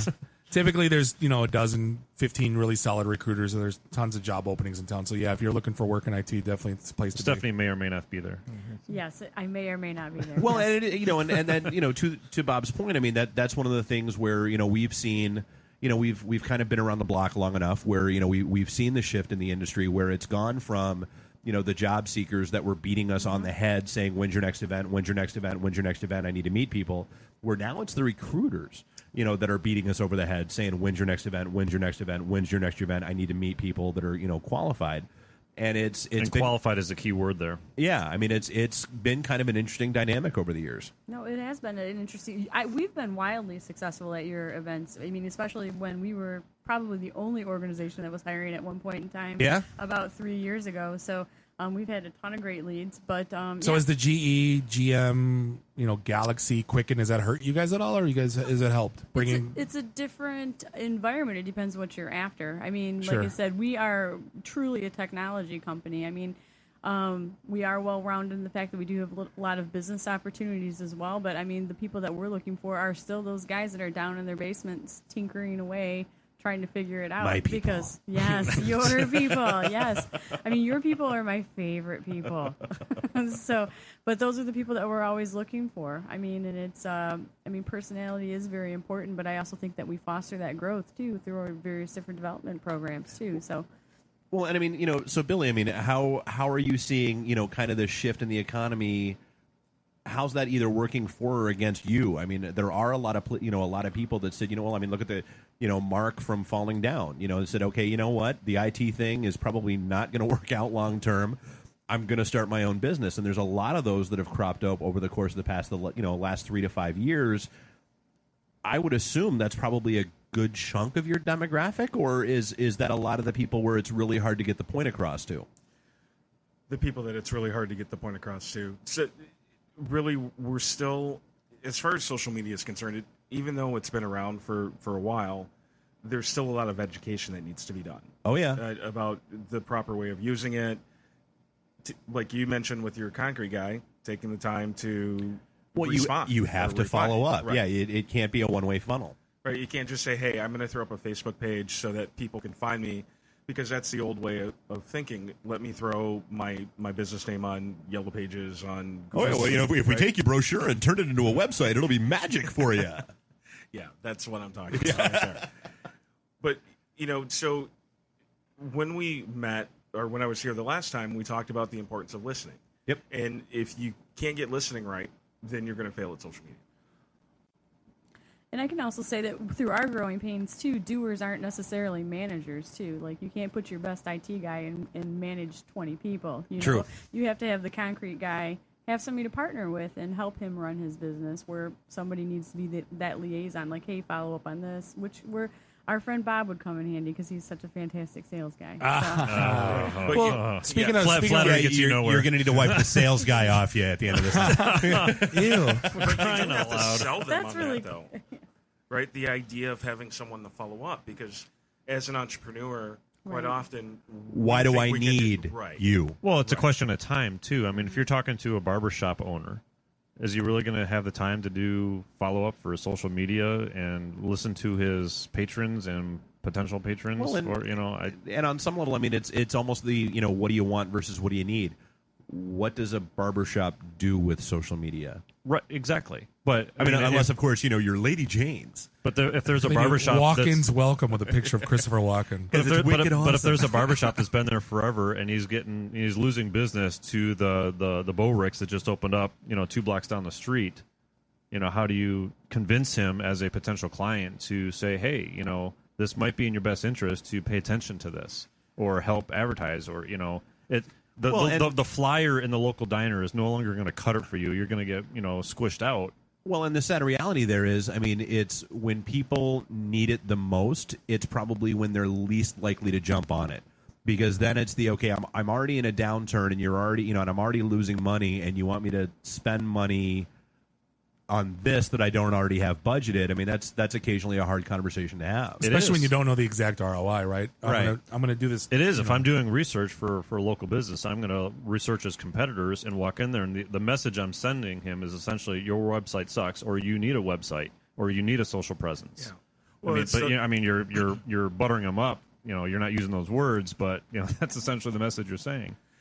Dave touched on that a little bit about the sales guy who was posting in the group. That's a desperate measure, right? He's when you see that, they're typically struggling when they're making their day-to-day calls. Yep. And like you said about the flyer, it's a combination of everything. You can't just abandon the flyer and go completely digital. Right. It's just tying So it all target audience. Right. Well, we talk all the time how together. business and dating is almost hand in hand, right? If you're walking into a bar and you're going up to a girl and you're going, "Hi, my name's Jimmy, and I like stuff," you're not going to get far ahead unless you're confident. Again, my God, do we need video? We do. Really, I really thought do. we were taking another turn to Delaware. That face was pitiful, though. It really was. But it's, Somebody give him a it's meat active stick. desperation. And guy. sadly, yeah, exactly. Bob needs a meat stick. But that's the same. It's the same factor. Well, but that's the same face that we see at our events. Absolutely. I mean, it's it's, I need to hit quota. I haven't. My boss going to fire me. You need to hit something, right? Well, but I mean, it is. It's all that social anxiety. It's I need to find a job now. I need to hire somebody now. And it's an unfortunate fact of life where it is about the network and it is about the relationships and it is about the running shtick that we've been that I've been kind of hammering on people lately is we're all about, and this is what I actually told that guy that was posting over and over and over again, dude. Pay like the slightest bit of attention to us, and you'll realize that we're all about the long-term relationship. We don't need to look for a one-night stand. That's not what we do. He was doing that to you, and he was doing it to a bunch of other places too. I am sure. And social anxiety is great because we have a bunch of those people where I live, so they're all anxious, even about talking to somebody of the opposite sex. So it's just very regardless. That never happens in IT. And Steph, how many horror stories have you heard from candidates that have been sold on that bait and switch coming to you? Bait and switch, yes, and I can also tell you, but there's a lot of horror stories too. Just don't ever pretend like you're something that you're not, or something that you're not, because you're always going to be surrounded by smarter people. Well, and again, I mean that's why we have that whole dating. That's why we have that whole dating corollary thing. I mean, it's true. You can Google and you can find out enough about art, to fake it through the first date, right. But eventually she's going to figure out that you really don't know anything about art, and it's not always the cute 80s movie where, by that time she's fallen madly in love with you and she just forgets all about it. Yeah, no, she's going to, smack the crap out of you and move on. But what if I hold the radio outside the window? That always works. That always works. With the duster, that's a foolproof move. Right. And sadly, kids today will just never understand that move. No, that reference probably just fell. No, we don't. That's called stalking. I introduced. I introduced my nice kids. point of view there, Stephanie. I introduced my kids. Note to self: do not go to Steph's house with duster. That's scary. Works in the movies, not in real life. There's a lot of there's a whole industry of movies where things work in the movies and they don't work in real life. No, I introduced my kids to the Goonies, and they put a cassette tape in the boombox, and of course I get the Daddy, what is that? I'm like, don't worry about it. It's a cassette tape. We'll talk later. Well, it's like my nephew. He was cranking on the how the graphics in he was like, the graphics when Guitar Hero 80s came out, and he was like, they were lazy. They didn't do any changes to the graphics. The graphics in this suck. No. I'm like, really, kid? Here, let's pop in the Atari's greatest hits into the PlayStation, and let's talk about Pong. When I was your age. That's right. When I was your age, we didn't have the fancy schmancy 360 environment worlds. We had a dot, and a dot that moved across the screen, and we were happy for the dot. And I only had one button to press. That's right. I had a joystick and a button that broke, or a dial and a button. Once again, I wish we had video in here. We need a soapbox. Well, and so I mean, I know that's a big thing from the recruiting world, because I mean we hear that more and more now, where it's I wish that recruiter would have just been more upfront with me or more honest with me about what the gig paid or what the gig was, or what was and wasn't involved. And we do. I mean, we still hear the, oh my God, that candidate was just lying his brains out or and didn't follow know. up too, because people or don't, the lack thereof, or the lack thereof, which happens all the time too. And it's just building a respectful relationship with the recruiter, regardless if they're going to help you or not, because we're all symbiotically connected in this recruiting world. We all know each other after a certain amount of time. So the good news is I might not have something, but I'll go to an event and I know somebody that's looking for something that you do and can help you out. So it's just that networking and that people piece that, I mean, I would have to say historically IT individuals may have struggled with a little bit, but I mean, it does just a tad. I mean, it does help you out in the long run if you make that effort. Well, and that's the one thing we always, we talked about it before the break that we were going to hit on elevator pitches, right? And it's the same thing for job seekers, and it's the same thing for networking. When you hit the, if you happen to go to an LBN event, or if you happen to go to a networking function, what do you tell people what you do? You know what I mean? If you go up to somebody and say, my name's Stephanie, I work for Secure-24, and we're a data center secure hosting facility, and our products can give you 100% ability. You completely lose them. So I think you should talk like that all the time. So we have this data center in Southfield, and we can give you secure access to your data. No, that's the voice he needs to do all the time. Yeah, that's or not ever again. Well, no. So I wanted to pull Jennifer in here because you've got kind of a good story at the moment. So you're launching something. We are launching something. And you've got Billy right there at your disposal. So I mean, how's that working out for you? I mean, what are you seeing as pros, cons, minuses? How's that kind of working out, and what are you dealing with? Well, we are actually launching. It's going to be our third children's consignment sale this fall. What a kid's consignment sale is basically a mom-to-mom sale done in a retail environment. Yeah. Yeah. Says the social media guy. Yeah. Luckily, I'm married to a man who has been able to build the website for me and do all the behind-the-scenes work for me, which has been So how's that working out with a wife as a client? It's an interesting dynamic. Yeah, what's the what? Yeah, what You're doing it what's wrong. that? Wait, what's that bill rate? Beer. We'll leave it at that. Wow. All right. Hey, yeah. he's diving right in. I'm so happy. So yeah, I mean that's way to put him on the spot. Right. Well, no, I mean we kind of talked about it on the hallway. So I mean, it's is it an interesting? Well, I've got her turned up because I'm trying to. Yeah. It is kind of an interesting time to try to launch something like that. And I mean, it's you're working with retail spaces, and you're dealing with. I get flyers in the mail all the time about other mom-to-mom yard sale, this, that, and the other thing. So I mean, what are you kind of dealing with here? One of the challenges that we had was just breaking into figuring out where the moms were spending their time. It's like I do with any other social media. Pinterest. Yeah, exactly. That's you talk to any wife, talk day to any long. Yes. Yep, and we do have a Pinterest account, and but it's really been mostly digital strategy that we've worked with. The nice part there is that it's primarily low cost. Exactly, and the fact that we're married, it's free for her, so we I'm sure she pays. Yeah. Yeah, our creative meetings, it takes some time to, especially when you're married, like trying to figure out that balance of when are we working and when are we just kind of hanging out as a married couple. So, but we've seen a lot of success by running Facebook ads, which has been, which has worked out really well. Really, because for I mean, us. I'll be honest with you. That's one of those things where I see them and I don't think I ever pay attention to them, and I've always kind of wondered. It's like a banner ad. Yeah, I mean, I've kind of wondered how successful they are.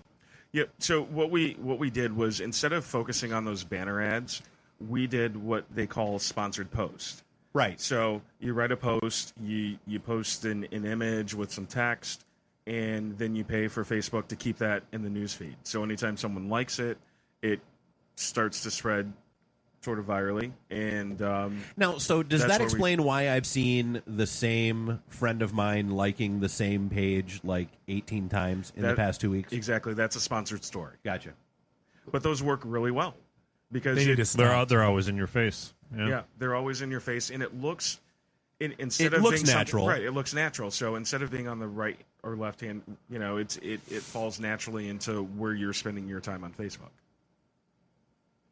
Well, and you've done like one, or two. We've done two. Like real physical sales. live events. Absolutely. And how much of a draw are you seeing from word of mouth versus the social media stuff versus whatever else you've got going on? I think it's been a really good mix of the two. I think it's been pretty equal, Yep. actually.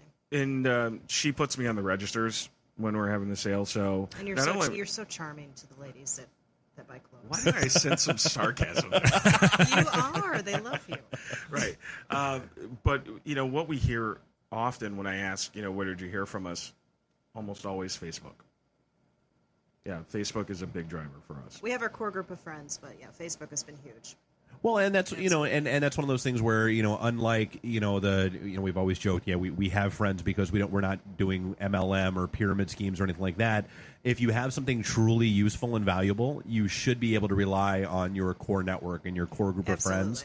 I mean, that's honestly, so DetroitNet got rolling because we knew enough people in the industry that we could guilt trip them into coming to our Word of events. mouth, yeah. But think about, Facebook as a selling tool. You got to be cognizant of that, because if Jeff comes over and every time he comes over, he wants to sell me steak knives because of this little, side project he does, I'm not going to invite him over all the time. You know what I mean? So you have to be wary of that in Facebook. If you're overselling yourself and you're not putting a mix in, that you're going to get drowned out. And it does. I mean, there are people that I've, hidden out of my feed because every other post was, whatever shtick gimmick.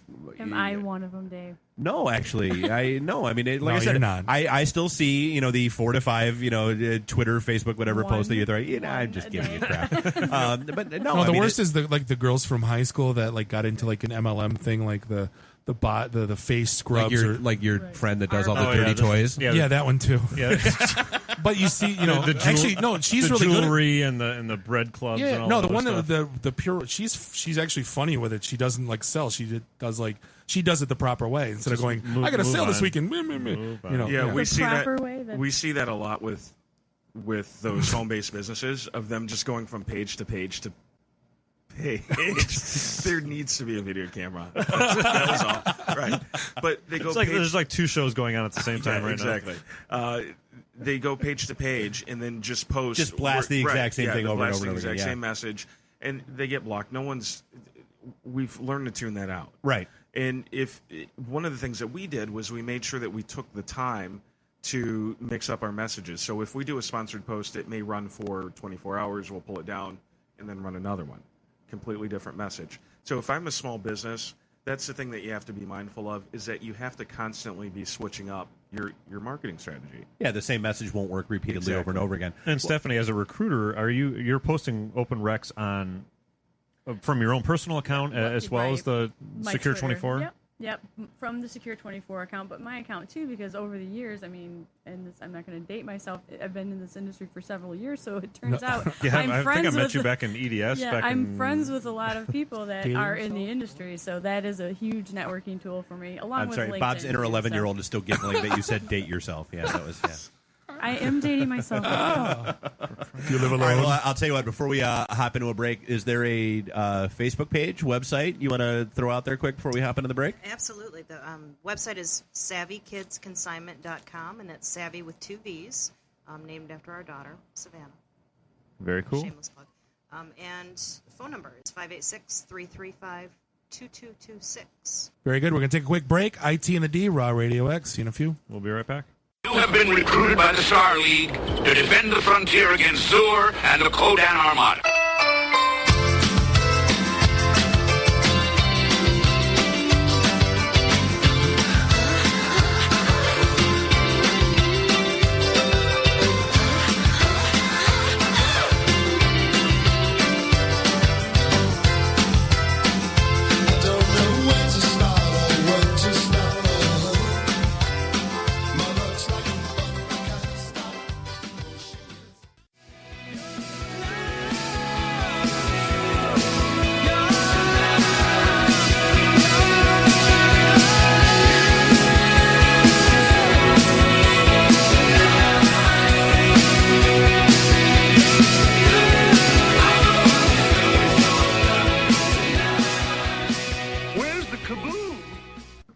And we are back. IT and the D, Raw Radio X, here at the Russell Industrial Center, Midtown. Hopefully, you've been listening to us with the Home Run Derby in the background. We've been talking about Sharknado, networking, job searching. We've got Stephanie Goodrich here from Secure-24. Stephanie dating herself and Twittering myself. She was doing that during the Just break. saying that I've known Stephanie since 1997, 1998, something like Right that. around that time, Give or You're take. really kind of telling people Did you my say age. I know 88? it's- I'm 90. as old as you are. We share a birthday for crying out loud. That's right. That's right. So, yes. housekeeping event We got Thursday, Blackfin 501 18th. back room. Which would be Thursday. Thursday in Royal Oak, Blackfin. Yeah, not the one in San Antonio. Yeah. We're here in Detroit. Yeah, listeners in other states, sorry, we can't do anything for you. Yep. Well, we have. That's why I'm saying it. For that one person in Montana. That would be awesome if some random guy in Texas showed up at the Blackfin in San Antonio and was like, "Where the hell's Detroit Net?" Send him a T-shirt. Detroit Net represent. We did have a listener from Wyoming today. That was I said it was Montana. Wyoming, but it not was- Montana. Nice.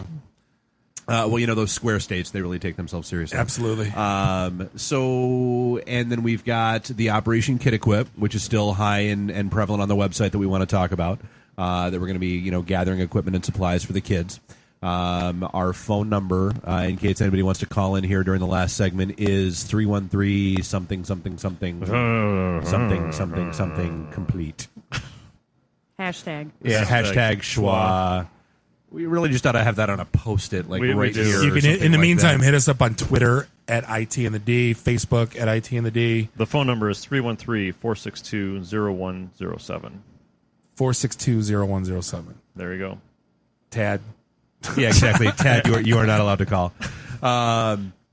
So we started yet again having best conversation ever during the break and had to stop ourselves. And it was so is there a geek that talks business? Is there a sale, or is there a geek that talks sales? Is there a sales guy that talks geek? The answer is yes. The hybrid. Yeah. And I mean that's my day-to-day life. It's like the description that I have on myself on the website. I talk boardroom, I talk server room. That's what I do. Yep, and I'm the knowledgeable geek guy that doesn't talk down to you. Right. And you have to, as a small business owner that is a one-man shop, when you're selling your services and you're like, okay, well, you have to learn to say no. You have to cut yourself off. And when they say, okay, well, let's talk geek for a second, it's almost like you have to spin yourself around, put the cape on and say, okay, now you're talking to the geek, and you're the same guy. Right. But see, my role in that whole scheme is, I bring like a guy like Jeff in to architect a solution to, bring validation to my product. I'm the guy that says, hey, I got Tiger tickets on Thursday. Let's go hang out at Chelly's and, let's talk about everything but work, right? I'm the guy that's going to say, you golfing next week? I got a thing going on, right? It's more, that's the kind of the back sides of doing business is that stuff has to get done. Yeah, and I mean, the answer to your question is yes. The hybrids exist. We're out there. It's as Steph was saying earlier. I mean, it's rare in the IT world, just because by and large, there's a lot of social anxiety to overcome, and I got pulled. Sandy Moore back in the day at Great Lakes. I mean, that's who really kind of. But Dave, in my world, it's every day. Every rep has a sales engineer attached to him. Well, no, but but what I'm saying though is that I had to get pulled kicking and screaming out of the depths of IT to start understanding the business side of things. As did I. I mean, from my point of view, is staff development.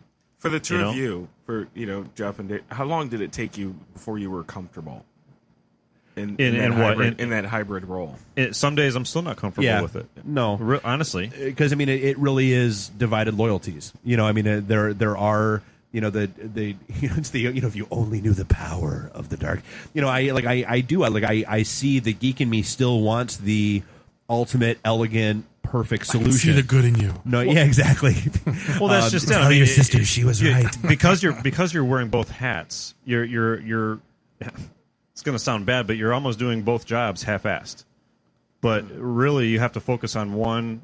You have to focus your time. Like, I could catch myself coding all day, all night, and not making a sale. And all of a sudden the well is dry. Ray Braun just shot a note in that says, hey, guys, by the way, remember the phone number. Thanks, Ray. Thanks, Ray. But you have to. Again, you have to stop yourself. You have to put your salesperson hat on, and say, "Look, I've got to go out there and sell business. Otherwise, I'm not going to be sitting there coding all day, all night." Keeping the pipeline full. If you look at my world, I got an inside rep that does my quotes, right, and he'll follow up on, getting spec. My solutions architect does the spec, right, where I'm sitting in the middle and I'm in the interface with the customer. You talk to the customers, so the engineers don't have to. Nice. But my engineer won't call the customer. I will. I'm the point man. I'm the quarterback, right? He's my running back. That guy's my we're a team, right? But you guys have the unique perspective though to see both sides of the. I was going business. to say, that's kind of a different world though, because that's like I was saying, it's one thing to. You have to be able to, and I guess, and even dealing with small business owners is a different animal. And I mean, you've seen it. Whether it's at big companies or small companies, when you dive into the server room and you say, "Okay, guys, look, I get it. I understand this is a pain in the ass, and it's not necessarily elegant, cool, or and the by server room, you actually mean like the blinking lights and bloops that's underneath somebody's desk." And it's but the business needs it done this way for a reason, and you have to get them to understand that that's logical and reasonable and makes sense. Or at the end of the day, just shut up and do it. The problem is, Billy. But then the flip side of that is that you have to be able to walk into the boardroom and say, "Look, I understand that's what you want and what you think you need, but and have the internet doesn't work that way conversation without actually saying those words and getting them to understand what is rational and what is reasonable and what can be done." Here's the thing. Executives will come up to like an IT guy and say, "I need car. Just follow me." I'm using a bad analogy. So geek guy goes, he doesn't have budget in mind. He goes, car, I want to build the baddest car on the planet. I'm going to build a Ferrari Testarossa. Then he puts the spec together and they said, well, no, I just need kind of this. This is the Homer Simpson car reference. No, right? because The Homer. if you give him carte blanche at a data center, he's going to build the most insane government, biggest data center known to man. And without knowing the business side, he doesn't know any better. He just thinks, I'm a geek. I want to put puzzle together and build big geek stuff. When there's a whole entire business side, we're like, hey, you don't need this. You don't need that. Yeah, I just wanted a pen. I didn't want the manufacturing facility that built pens. To laser etch, But that you find that all the time where my solutions architect will say, well, why doesn't he want what I put together? Because it's so much better. Why doesn't he want me? He doesn't need that. Right. And then the fact of the matter is you can get by with a Kia if you're just doing, so that's a big part of my life too, is trying to stress this guy doesn't need, the Ferrari Testarossa. He just simply needs a key to go A to B. Surprisingly, it sounds a lot like creatives. Yeah. Creatives are the same way. Mm-hmm. We spend a lot of time trying to design something, and you show it to the client, and they're like, "Well, I but really wanted it in pink instead of blue." See, and that's the thing. I've always said, I've said this a million times. I am much, much happier being on the tech side of things than on the creative side of things because I'm good with code. Code is binary. Code is work, not work. I wanted blue. Or I wanted a different shade of blue. 50 Shades of Blue. Oh yeah, that drives me nuts. That drives me absolutely just bat crap. Or how many crazy. times do you get clients that, Billy, I want something that pops. Well, what do you want? You want the dancing Coke bottles. I don't know, but when I see it, I know. That's the way I do. I tell Jeff, I said, Jeff, Detroit Net needs a new website. Well, what do you want? Something that pops. Well, what? I go, I don't know. Just do it. That's the worst type of client, honestly. It really is. Well, then again, though, in my frame of mind, I don't know. But that's the average I don't client, want though. to know. Right? I don't want to know. Jennifer, how many times do you hear me come out and I'm like, well, the client, I showed them the website and then they completely changed everything. Yeah. It happens all the time. Well, here's the thing. Would you go into your doctor and say, look, I've got a broken leg, but do it this way? Or do it that way? You don't do that. I think you almost need to start treating these clients. Yeah, I know I said I wanted a four-door sedan when I walked in, but it turns out I really want the Ferrari. Well, that was, remember but I still want to pay the four-door sedan price. Yeah. Well, going back to the bad sales guy, I remember, I don't know if I wrote a blog about it, but I went into ABC Warehouse. I wanted to buy a TV, and I wanted a Samsung, right? And I didn't know if I wanted LED or plasma, so I was going to talk to the guy. He's like, no, you're stupid. You want this LG. And I look over on the floor, and there's 40 of them. So first thing in my mind is that guy's either getting pushed by his boss or he's getting comp more on that thing. And he got in my face and he started, going, if you leave this store, you're never coming back, and did the whole kind of gives all the sales guys a bad name. You know what? You're right. Yeah. And you all got that. the Samsung, though, And all self-fulfilling prophecy. And I went somewhere else and I bought the Samsung. But, it's like, are you a Ford or Chevy guy? And a Chevy guy's never going to talk you out of it. You're a hardcore Ford guy. And that's the problem with sales guys is they think they can push you into something that they think you want when you're walking in with a predisposed notion. Anyway. Well, but for a good chunk of their customer base that walks in the door, they probably can. Yeah. But I think to our friend's point, though, it's the same personality. He's is a that friend. Yes?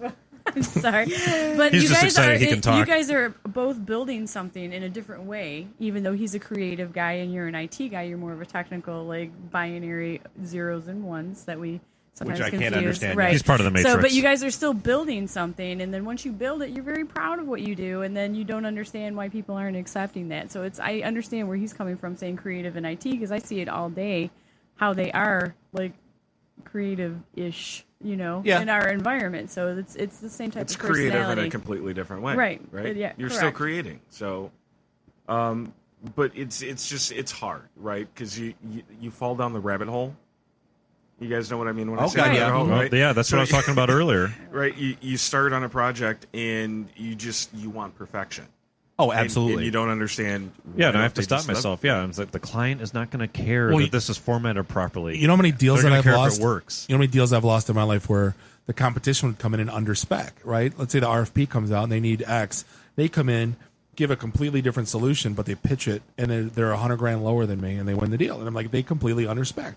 I can't, that's and that's just hardware. I couldn't even imagine on a creative or building software, how much you can cut corners and underspec in order to, win business. Yeah, but doesn't that show the importance of really taking the time to understand what your client is saying they need? Absolutely. Right. So they're saying, here's what I want, but you have to filter through all of that and figure out how do I provide the solution that they need that sounds like what they want. Well, I went to a school district that, looking for data security, right? So they went out and they said, I need firewall, and they got 3 quotes. One was for $5,000, one was for $50,000, one was for $100,000. And he called me and he said, can you make sense of this? And I said, you just went to a car dealer and said, I want car. And the one sales guy wanted to give you a Mercedes, one guy wanted to give you a Taurus, and one guy wanted to give you a smart car. I says, what do you need? Then we completely had that conversation. I and figured don't out. know. Right. I need something. Well, but I mean, and it happens with companies all the time, and I'm sure it happens from the recruiting standpoint, where you've got, for the longest time is, I need Java. I need someone who. Why? Well, it even happens at I think the director or manager level too. I have a I'm not going to say what position, but I have a position. It's supposed to be an administrator, but you want middleware, and then you also want a little bit of database. Like, what do you want? I can't. The perfect candidate. Well, that person does exist, and he lives somewhere probably overseas. They're in the squirrelicane. We call that guy Captain Squirrelicane. He is my little purple squirrel running around over there. Who do we know that's a movie? We had to pitch that Squirrelicane. If you do Squirrelicane, I'm going to punch you. We will star you in it. You'll be the main star. Is that better? Does that mean I die within the first Absolutely. No, it's Billy. Billy will die. It's usually Nice. Nice. That is not nice. No, I went there. I'm sorry. We usually make it to the third death. The girl taking a shower is second. Yeah. You can be that girl. You completely forgot the horror movie formula. I did. That's The one who goes in the basement. Right. Never go upstairs. That's right. Anyone having sex is immediately toast. Yeah. Well, that's not me. So. So Steph will be the sole survivor. Right. The Crickets app, where is that? Nice. No, but that is probably hands down one of the hardest things that, has to happen from either the business or the IT side, is getting down to that. What do you need versus what do you want? And like I said, kind of doubling back to the beginning, the whole Thunderdome sales guy versus geek guy thing. This is why Bob and I don't throw down as much as we used to back in the day, because we've both kind of got it. Well, we've matured over the years. I hear that a lot from small business owners. They'll read a flyer, or they'll hear something from their competitors or whatever. Oh, I need a responsive website, or I need something that's on an iPhone. And I need an app. Right. No, half the companies. So I'll have to sit down with them and talk them off the ledge. And explain to them that, it's, to Billy's point earlier, it's not a one-stop solution. You're not going to get everything. You have to talk about your target Step audience. 1, build app. Step 2, Step 3, profit. Well, and then as a salesperson that's also a techie person, you have to stop yourself, and you don't want to have their eyes glaze over it as you're explaining different browser widths and browser versions and everything, because they're not going to care about it, nor are they going to understand it. Well, the running sales guy joke is, the company, the CIO will go on a business trip, and he'll grab CIO magazine at the airport, and then he'll read an article on cloud, and then he'll come back and go, we need cloud. Right. Like, exactly. What do you need it for? Like, we need it. That's not a joke. That happens constantly. I know. All the time. Yep. I agree. We need a VCDX. There's 70 in the world. You don't need a VCDX, I promise you. You probably need a really smart VMware guy like that. So Right. It's similar to that. So. Well, and how much, if Secure-24 is going through, that kind of growth and that kind of expansion, how hooked in with your sales team are you? So as they're going out selling to people, they're not suddenly coming back to you and beating you over the head with, okay, yay, we just sold that we had 37 network architects. Go get them. I was going to say, I find offense is the best defense, is because, instead of them beating us over the head, I always like to try to actually initiate that conversation to find out where they're at. How many FTEs? What are you looking at? What technology? Oh, this technology? We don't have that. So should we start looking for it, or where are we at? Where are we at in the deal? So it's just a constant conversation. It's a constant battle, but you'll never stop surprises when you're growing that fast. So you do have to accept it and have the adaptability, but they also have to have the patience too. So because the perfect person isn't I know everybody thinks that recruiting firms. I worked at a recruiting firm. They don't have 1,000 Java people sitting on the bench. They don't waiting to just wait for us to call. It's more it's more just in time delivery. Long gone are the days where staffing firms. We're getting close to getting running out of time, Stephanie. How do who are you hiring these days? What's your top couple. Well, I can tell you right now, we are actually building up our security practice. And the one thing, and you talk about entry level positions, I know you get a lot of questions. Mhm. Yeah. Yes, absolutely. Some like security background. We have some junior level positions that can grow into engineers, as well as our networking staff. Primarily, like we have some firewall guys. We're looking for route switch guys. Okay. We have a Solaris admin.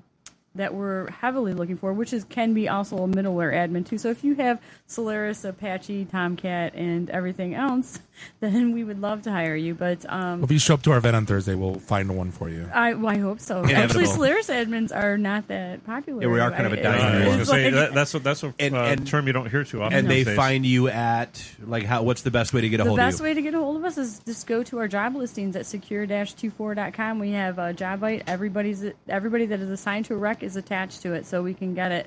Or you can just contact me directly, and I can give the number too. It's 248-784-1021. Stephanie or Molly. I know she'll love that I did that, but we're Shout out. No, we do very very responsive. Try to get back to you within 24 hours. I say give me 24 hours just to be fair. Okay. Emails are the best too. So. And Billy, where do we find you at again, other than perch at the bar at Tipsy McStaggers? Social Coop Co-op, however you want to say it. No, socialcoopmedia.com, and you can find us on Twitter and Facebook at Social Coop Media. Anything big you have brewing? Now that I've just put you on the spot and made you think? Trying to think how to answer Yeah, that. nice. Right. Mom to mom sale? Yeah. I was going to say. Better do it. Thank you. Yeah, so Savvy Kids Consignment, the sale is in September 27th and 28th. Yep. So, and you can find us right on after Facebook. all the kids are back in school and you figure out what the hell they actually need. That's the time to do it. Yeah, so that's what we have going on. Yeah, and it's always amazing how fast the time goes by. I am constantly floored that it's always already 11 o'clock here. And our event is Thursday, and yes, as a reminder, we are doing the Operation Kit Equip. Yeah, absolutely. Hit the site, DetroitNet.org or itandthed.com. We've got all the stuff out there for the Operation Kit Equip event on Thursday. Our event that we're doing with Operation Kit Equip on Thursday. And I think that's about it. That's a wrap. That's a wrap. Thanks again for hanging out. ITTHD, DetroitNet.org, Raw Radio X. See you next week. I have come here to chew bubblegum and kick ass. And I'm all out of bubblegum. That's all, folks.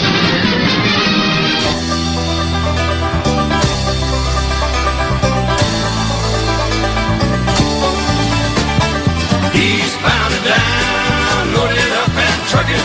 Are we gonna do what they say can't be done?